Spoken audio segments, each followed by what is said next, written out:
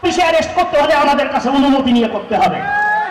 এর বাইরে যদি একটা মানুষকে গ্রেফতার করা হয় আমরা থানা ঘেরাও করবো সবাই মিলে। এটা কোন দল করেছে ওটা দেখার বিষয় না।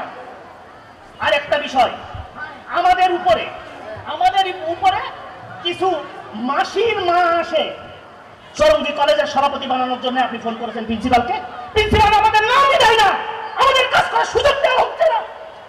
প্রিন্সিপাল আমাদের নামই দেয় না, লাল এখানে গ্যাঞ্জাম তৈরি করবে, এটা আপনি ওপেন ঘোষণা দিয়ে যাবেন।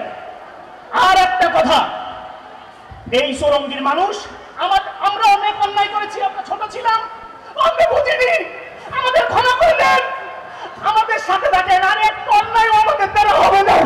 মেহেদী রুমির নেতৃত্বে এই চরঙ্গীকে শেখ সদরুদ্দিনের সন্তান চরঙ্গী রূপান্তর করে দেওয়া ইনশাআল্লাহ। আমাদের সাথে থাকবেন। সবাইকে ধন্যবাদ জানিয়ে সৈয়দ মেহেদী আহমেদ রুমিকে নির্বাচিত করার আহ্বান জানিয়ে আমার বক্তব্য শেষ করছি। সৈয়দ মেহেদী আহমেদ রুমি জিন্দাবাদ, চরঙ্গীবাসী জিন্দাবাদ।